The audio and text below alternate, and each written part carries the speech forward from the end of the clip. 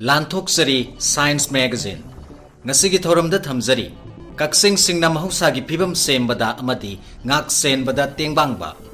Angang singna karamba matamda amadi matau karamna Facemask upkadage amadi mana masingdagi semba hidak-langthak amadi bigyangi matengna henna thijinba haibasigi matangda Manipurgi Hengbung da leiba Ethno-Medicinal Research Centre da Senior Scientist amadi Scientist in Charge oina leiriba Dr. Dhanaraj Singh Thokchom ga aikoigi mihut Laishram Chingsanglakpa ga unaduna wari saba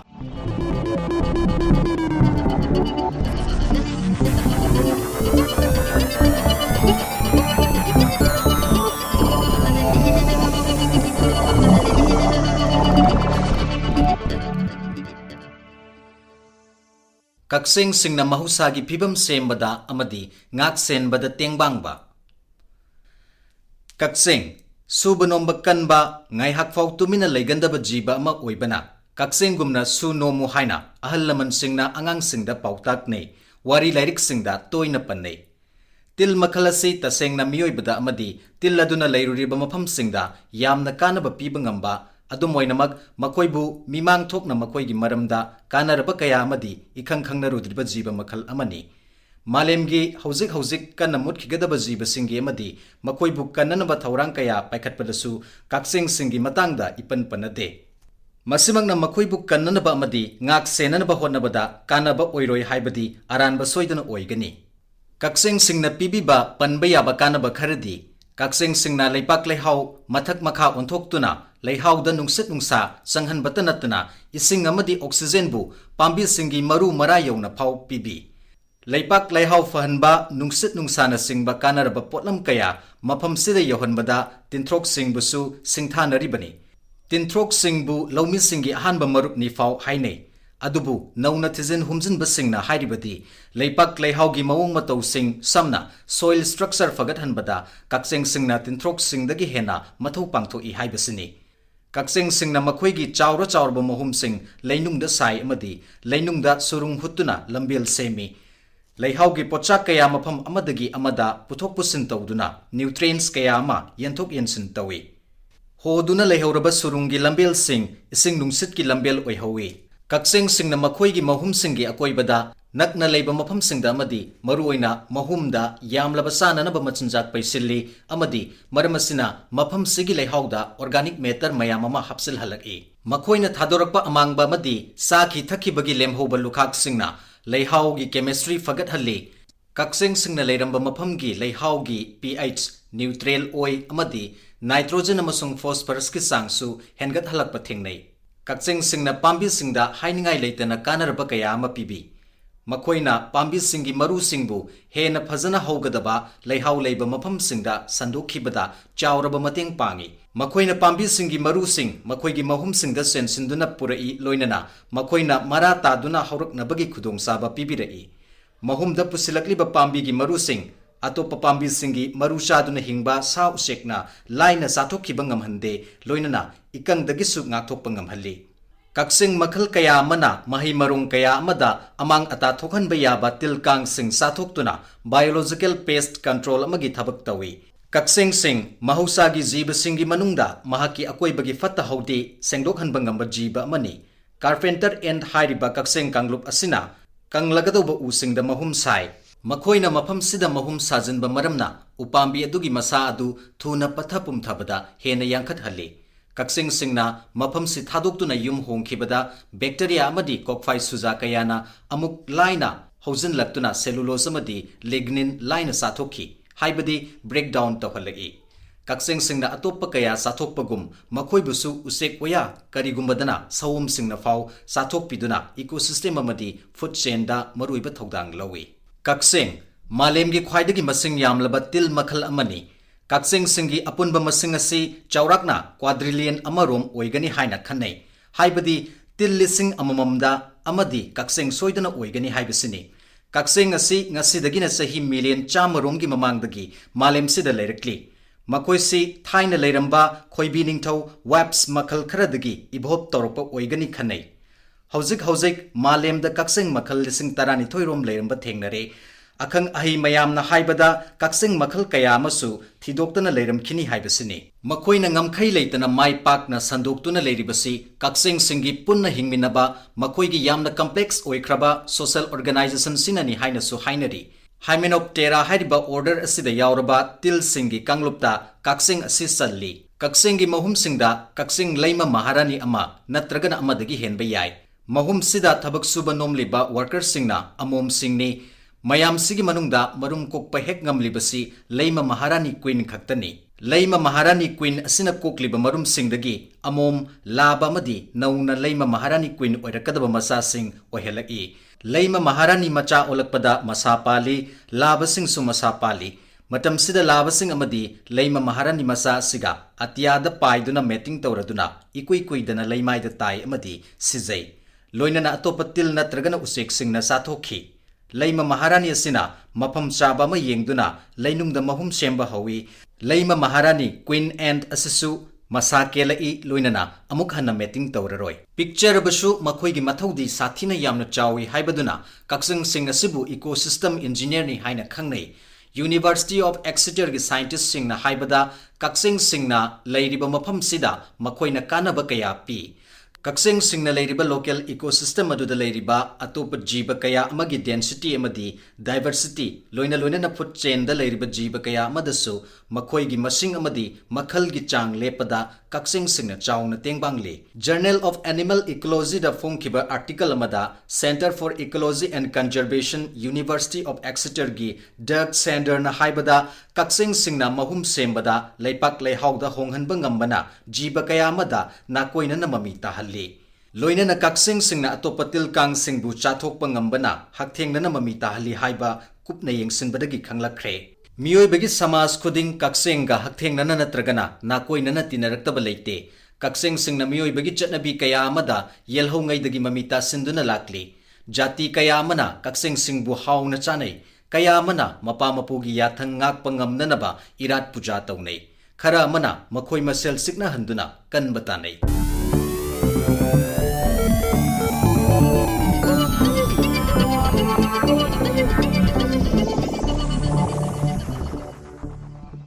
Angang sing na karamba matamda amadi matau karamna Facemask upkadage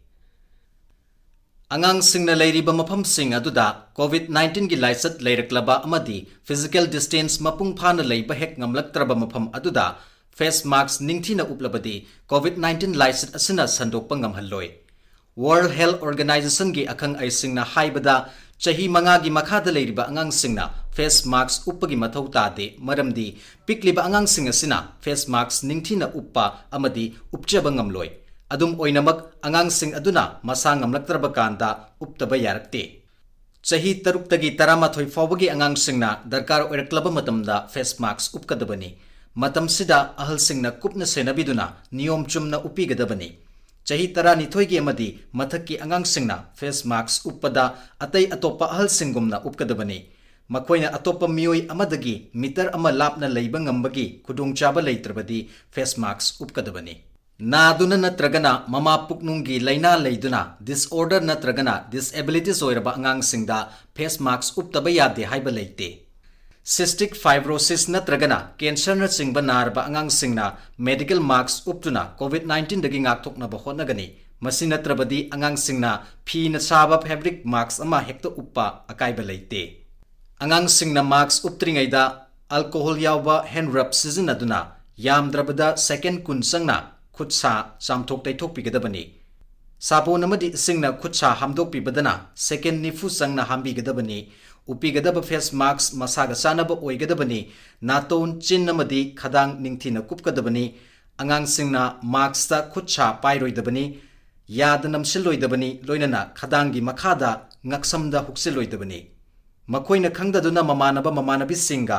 share khak tawroidabani uploidaba matamda bag natragana container da ningthina haptuna thamgani loinana khutcha muk hamtok pigani Icham chamba pambai sing asi angang sing na ningthi na ngaklabadi na de yektana nungai na sana khotnaba ngamgani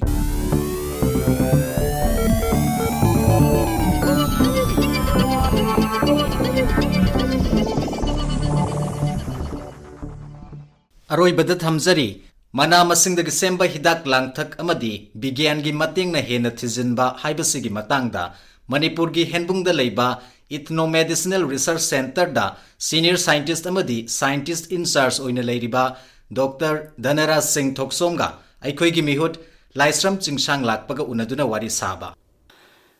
Ngalingai matam aikoi miyoibagi ahanba civilization dagi hauna koi miyoibana hingbada khwaidagi maru oiba yamna tangai fadraba ama hairagadi koi miyoibagi haksel phana thamba masini matam matamgi matungina koi miyoiba si makhal makha kayagi laina kyana laduna lakli aduga ngalingai matamdagi hauna mana masing upambi singdagi semba makhal makha kayagi hidak-langthak sing asi koi miyoibana sijinaduna lakli Mayorolagi hauna aikoi miyoibana sijinaduna laklaba mana masing upambi singdagi semba hidak-langthak amadi bigyangi matengna masibu henna thijinba haiba hiramsigi matangda khananaba hoje aina unajaribasi Manipurgi Hengbung da leiba Ethno-Medicinal Research Centre da Senior Scientist amadi Scientist in Charge oina leiriba Dr. Dhanaraj Singh Thokchom ni ahanba maktada somu taram nokjari kurumjari wahawdo oina somdai khangjaningi se aikoi miyoibana mayorolagi hauna sijinaduna laklaba mana masing upambi singdagi semba hidak-langthak se masigi matangda wafum kharadang thabiyo Mayorolgi matamdagi khwaidagi maru oina khanaba hiram ama hairagadi hakselgi hiramje hoy aduna mayorol matamdagi medicine na chawkhatringaida mai baina leinarami mai basi khoi swaida hairaga khoi maitai mai ba adagi khoi kuki thadau sinaugi su mai ba lei hoy adagi khoi nagai sinaugi su mai ba lei adumaina khoi gi ethnic group singse khoi manipur da leiba khangde natragra prithivigi mafam atopada leiba khangde khoi moi moi gi mai ba lei anu mai ba singsina chatnaram biba khoi gi haksel gi lamsida system khara leiram samna harbada ayurveda ga siddhaga jna india da chatnaba adagi homeopathic si germany da ayam chatnabani hoy adagi yunani adagi chinese si mayam sini si mathakta amuk kanglup singi matungina moi moina khangjaba hidak-langthak semami semi ba hidak mayam si pambi gi mateng lawraga hoy aduda akoina huzik bigyan ji chawkhalakpa adagi medicine ji chawkhalakpai matungina hana sinarami ba hidak-langthak kai ji traditional belief to base to hoy si mayam si amuk hanna thijanbam changi haibadi asengba maki masina anaba sing akthokpa ngamra phan mangamra haibagi wahang amakak lai aduga asigumba mana masing upambi sing ase masida medicinal value natraga medicinal property haibdi moising ase hidak-langthak oina sijinaba yabagi magun cheli haibase masi hairiba pambi sing asida kari karamba pochak yawbigi no haibda thambiyo pambi singsina medicinal property lairibase mamonda posak khara yawboini posak singse khoina bioactive molecules ha khangni hoy bioactive molecules si pambi gi manung sidai secondary metabolite haibadi magi chumna hingjabada changma nataba ahenba secondary metabolite oina masi oina phangi hoy the secondary metabolite si stress la kanda pambi sina hingbada wara kanda nuksa yam sare natragana mana hainadaba condition am thengnar kanda secondary metabolite si produce toy hoy aduna ngasai secondary metabolite sina medicinal property chelhalibane the antioxidant property chelhalibane hoy and antioxidant haiba posaksi yam maru oiba posakabani haibdi hakchang sigi manung sidai sida yakhai thengai we masak orba free radical lenam khak form tawe and free radical si ngakthok na bai damakta antioxidant si darkar yam tai hakchang sidai sida hoy aduga aikoigi iramda manipur ase indo burma biodiversity hotspot ki manungda chalibane aduna lamdam masida makhal maha kayagi mana masing upambi sing se phangli aduga lamdam masigi tongan tongan ba mafam kayada tongan ba jati gi miyoi singna ngalingai matam dagi hauna dum mana masing upambi sing dagi semba hidak-langthak sing ase sijinaduna lakli adu hairi hidak-langthak sing ase masi scientifically validate tawba haibidi masigi achumba puthokpa hena masida thijinba ma tangai fadaba ma oiribase masi karigino thambe yam fajana takpi Indo-Burmese mega biodiversity hotspot sida chanbai matungina makhan makhagi pambi myam phange pambi si medicinal properties chen basu mayam lei adagi mahoron dagi su mayamam sinare season laiba pambi singsi sigi mathakta amuk thijanba ma karigi changi no haiba matamda ꯖꯒꯥꯁꯤꯗ ꯂꯩꯕꯅꯤꯅ ꯑꯩꯈꯣꯏꯗꯤ ꯑꯗꯨꯝ ꯆꯥꯔꯤꯕ ꯍꯣꯏ ꯑꯀꯤꯕ ꯂꯩꯇꯅ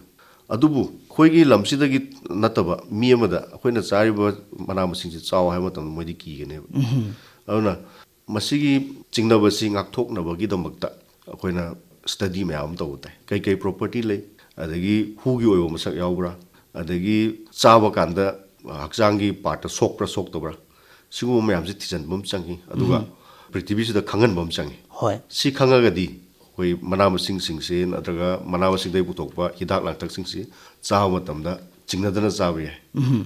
ꯑꯗꯨꯒ traditional medicine system ꯍꯥꯏꯕꯗꯤ ꯑꯩꯈꯣꯏꯒꯤ ꯉꯜꯂꯤꯉꯩ ꯃꯇꯝꯗꯒꯤ ꯁꯤꯖꯤꯟꯅꯗꯨꯅ ꯂꯥꯛꯂꯕ ꯍꯤꯗꯥꯛ ꯂꯥꯡꯊꯛꯁꯤꯡ ꯑꯁꯦ ꯃꯁꯤꯒꯤ ꯃꯇꯥꯡꯗ ꯑꯩꯈꯣꯏꯅ ꯊꯤꯖꯤꯟ ꯈꯣꯠꯆꯤꯟꯕ ꯔꯤꯁꯔꯁ ꯇꯧꯔꯕ ꯃꯇꯨꯡꯗ ꯃꯁꯤꯗꯒꯤ ꯐꯪꯉꯛꯄ ꯐꯥꯏꯟꯗꯤꯡꯁꯤꯡ ꯑꯁꯦ ꯃꯁꯤꯗꯒꯤ ꯑꯩꯈꯣꯏꯅ ꯄꯕ꯭ꯂꯤꯛꯇ ꯃꯤꯌꯥꯝꯗ ꯐꯪꯍꯟꯕ ꯌꯥꯕ ꯗ꯭ꯔꯛ ꯅꯠꯇ꯭ꯔꯒ ꯄ꯭ꯔꯗꯛ ꯍꯤꯗꯥꯛ ꯁꯦꯝꯒꯦ ꯍꯥꯏꯔꯒꯗꯤ ꯃꯇꯧ ꯀꯔꯝꯅ ꯁꯦꯝꯒꯅꯤ ꯊꯝꯕꯤꯌꯨ ꯑꯍꯥꯟꯕ ꯃꯛꯇꯗ ꯑꯩꯈꯣꯏꯒꯤ ꯍꯤꯗꯥꯛ ꯑꯃ ꯁꯦꯝꯒꯦꯅ ꯍꯥꯏꯔꯒꯗꯤ ꯑꯩꯈꯣꯏꯒꯤ ꯃꯈꯜ 3 ꯊꯣꯛꯅ ꯈꯥꯏꯗꯣꯛꯄ ꯌꯥꯏ ꯑꯍꯥꯟꯕꯗ ꯐꯥꯏꯇꯣ ꯐꯥꯔꯃꯥꯁꯤꯇꯤꯀꯦꯜ ꯍꯥꯏꯅ ꯑꯃꯈꯛ ꯂꯩ ꯍꯣꯏ ꯃꯥꯗꯤ ꯄꯤꯌꯣꯔꯂꯤ ꯗ꯭ꯔꯛꯅꯤ ꯍꯥꯏꯕꯗꯤ ꯍꯤꯗꯥꯛꯅꯤ ꯑꯗꯨꯅ ꯐꯥꯏꯇꯣ ꯐꯥꯔꯃꯥꯁꯤꯇꯤꯀꯦꯜ ꯑꯣꯏꯅ ꯄꯨꯊꯣꯛꯀꯦ ꯍꯥꯏꯔꯒꯗꯤ ꯃꯥꯁꯤ ꯃꯣꯂꯤꯀꯨꯜ ꯑꯃꯈꯛꯇꯅ ꯁꯥꯕ ꯗ꯭ꯔꯛ ꯑꯣꯏꯒꯗꯕ ꯑꯗꯨ ꯃꯁꯤ ꯄꯨꯊꯣꯛꯅꯕ ꯍꯣꯠꯅꯕꯗ ꯌꯥꯝꯗ꯭ꯔꯕꯗ ꯆꯍꯤ 35-40 ꯑꯗꯨꯗꯩ ꯍꯦꯟꯅ ꯆꯪꯕꯁꯨ ꯌꯥꯏ ꯍꯣꯏ ꯑꯗꯨꯅ ꯂꯦꯕꯣꯔꯦꯇꯔꯤꯗ ꯇꯧꯕ ꯑꯦꯛꯁꯄꯦꯔꯤꯃꯦꯟꯁꯤꯡꯁꯤ ꯅꯠꯇꯕ ꯐꯦꯁ 1 ꯐꯦꯁ 2 ꯀ꯭ꯂꯤꯅꯤꯀꯦꯜ ꯇ꯭ꯔꯥꯌꯦꯜ ꯃꯌꯥꯝ ꯑꯃ ꯆꯪꯉꯤ ꯑꯦꯅꯤꯃꯦꯜ ꯁ꯭ꯇꯗꯤꯁ ꯆꯪꯉꯤ ꯑꯗꯒꯤ ꯃꯁꯤ ꯗ꯭ꯔꯛꯁꯤ ꯁꯤꯖꯤꯟꯅꯕ ꯌꯥꯅꯅꯕ ꯍꯣꯠꯅꯕꯗ ꯍ꯭ꯌꯨꯃꯦꯟ ꯇ꯭ꯔꯥꯌꯦꯜ ꯆꯪꯉꯛꯀꯅꯤ ꯑꯗꯨꯅ ꯃꯁꯤꯗꯤ ꯌꯥꯝꯅ ꯂꯣꯡ ꯇꯔꯝ ꯄ꯭ꯂꯥꯟ ꯑꯃ ꯌꯥꯎꯔꯀꯥꯟꯗ ꯇꯧꯒꯗꯕ ꯊꯕꯛꯅꯤ ꯍꯣꯏ ꯑꯗꯒꯤ ꯑꯅꯤꯁꯨꯕꯗ ꯑꯌꯨꯁ ꯃꯣꯠ ꯐꯣꯂꯣ ꯇꯧꯔꯕ ꯑꯌꯨꯁ ꯍꯥꯏꯕꯗꯤ ꯑꯌꯨꯔꯚꯦꯗꯤꯛ ꯌꯨꯅꯥꯅꯤ ꯁꯤꯗꯥ ꯍꯣꯃꯤꯌꯣꯄꯦꯊꯤꯛ ꯑꯗꯨ ꯉꯁꯥꯏꯒꯤ ꯑꯩꯈꯣꯏꯅ ꯍꯤꯗꯥꯛ ꯁꯥꯕꯗ ꯁꯤꯖꯤꯟꯅꯒꯗꯧꯔꯤꯕ ꯄꯥꯝꯕꯤꯁꯤꯡꯁꯦ ꯑꯌꯨꯔꯚꯦꯗꯒꯤ ꯑꯣꯏꯔꯣ ꯅꯠꯇ꯭ꯔꯒ ꯁꯤꯗꯥꯒꯤ ꯑꯣꯏꯔో ꯅꯠꯇ꯭ꯔꯒ ꯌꯨꯅꯥꯅꯤ ꯑꯣꯏꯔꯣ ꯅꯠꯇ꯭ꯔꯒ ꯍꯣꯃꯤꯌꯣꯄꯦꯊꯤꯒꯤ ꯑꯔꯤꯕ ꯂꯤꯇꯔꯦꯆꯔꯁꯤꯡꯁꯤꯗ ꯄꯥꯝꯕꯤꯁꯤꯡꯁꯤ ꯄꯟꯕꯤꯔꯝꯃꯕ ꯌꯥꯎꯖꯔꯝꯃꯕ ꯃꯁꯥꯒꯤ ꯑꯣꯏꯅ ꯍꯣꯏ ꯑꯗꯨ ꯑꯣꯏꯔꯒꯗꯤ ꯐꯣꯔꯃꯨꯂꯦꯁꯟꯁꯦ ꯍꯦꯛꯇ ꯇꯧꯕ ꯌꯥꯔꯦ ꯍꯥꯏꯕꯗꯤ ꯀ꯭ꯂꯤꯅꯤꯀꯦꯜ ꯇ꯭ꯔꯥꯌꯦꯜ ꯑꯣꯏꯅ ꯍꯟꯖꯟ ꯍꯟꯖꯟꯅ ꯌꯦꯡꯉꯨꯗ꯭ꯔꯁꯨ ꯌꯥꯔꯦꯕ ꯌꯦꯡꯉꯨꯗ꯭ꯔꯁꯨ ꯍꯣꯏ ꯃꯥꯏ ꯂꯤꯇꯔꯦꯆꯔꯗ ꯄꯜꯂꯝꯕ ꯍꯥꯏꯁꯤ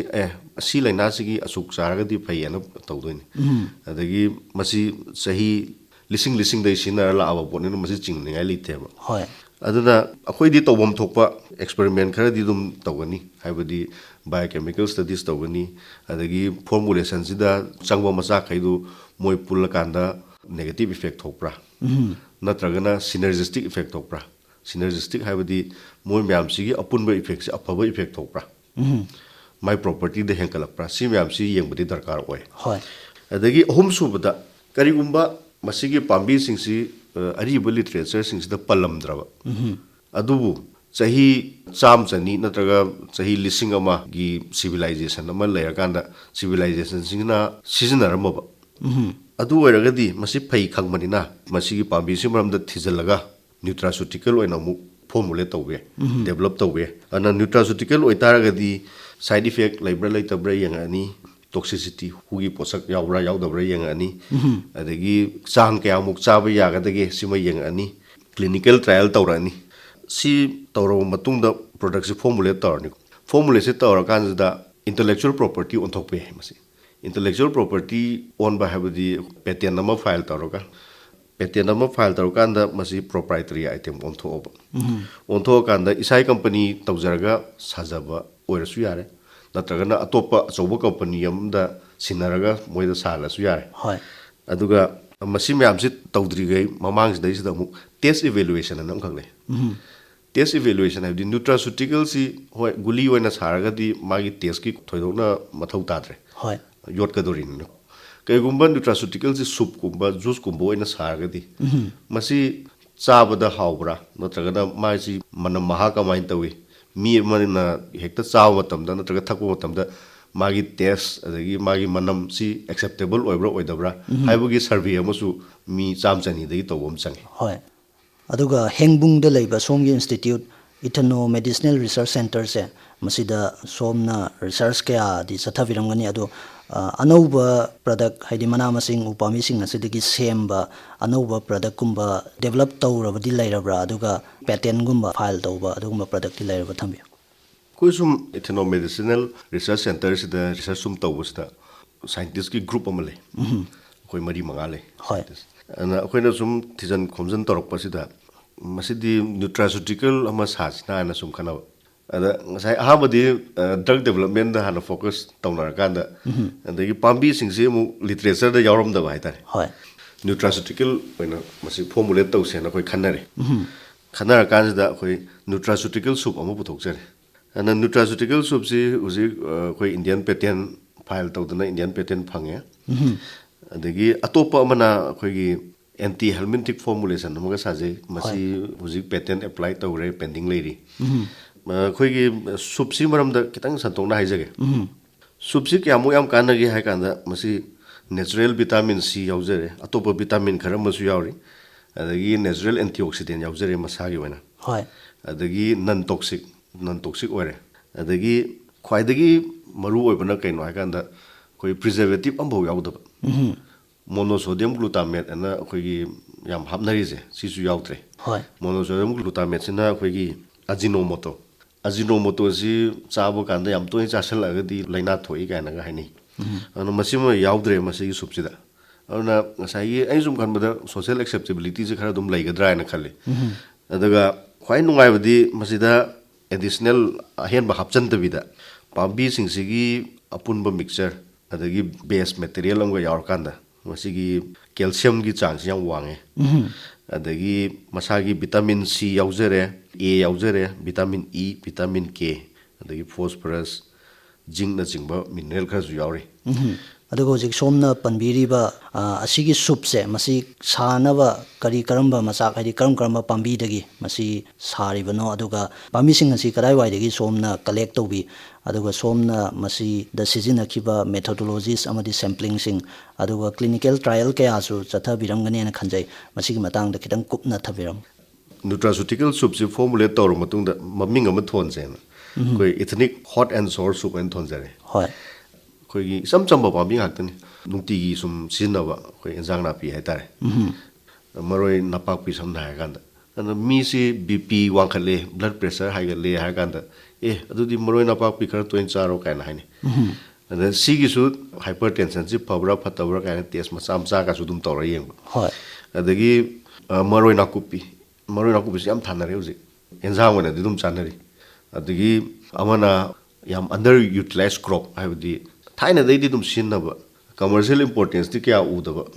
hujik pudi haimangi cha ga su thoe adumaina haimang si su mu khoina loksale ana masi ahum ji yansanare proportion chana yansan ding ai da component of mamsi gi property myam si loina work out tore antioxidant property leura leitawre yenge dui matungda antioxidant property leiri se kari yawbagi no total phenolic yawera flavonoid yawera si yengthoe adagi adui matungda amuk total flavonoid total phenolic adagi antioxidant properties leire hai kanda components sing jung pulo punsal kanda adugi property do adum leiribra aduna components sing punsal kanda su synergistic effect thok lerame haibadi moiji punsal kanda magi property da handaba leite adui matungda mu clinical trial haibadi toxic oibro oidabra mu yenge experiment gi matungena toxic oidre je khange adagi animal experiment khara mu ran tawjare hoi samna harbada swimming endurance test and test ma sang le ada uchi si group khaidoga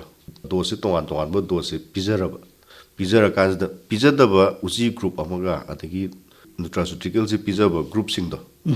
adui duga mu changdam na re yang kan si da endurance moina hel habadi moina fit oibe hele uchi adui matungda group ki uchi sing sidagi blood test tawre abnormal oibe yawbra yawdabra yenge serum test tawre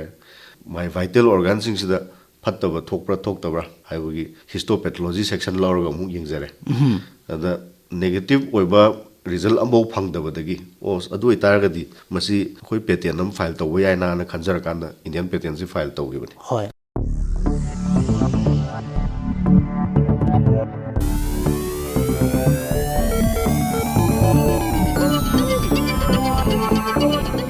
Manamasingdagi semba hidak-langthak amadi bigyangi matengna henna thijinba haibasigi matangda Manipurgi Hengbung da leiba Ethno-Medicinal Research Centre da senior scientist amadi scientist in charge oina leiriba Dr. Dhanaraj Singh Thokchom ga aikoigi mihut Laishram Chingsanglakpa gu naduna wari saba sita hanjakibaga loinana ngasigidi Science Magazine lantoksaba matang asida loijare matang laipak pokpa numitki pungpam asimakta da fangbigani Science Magazine.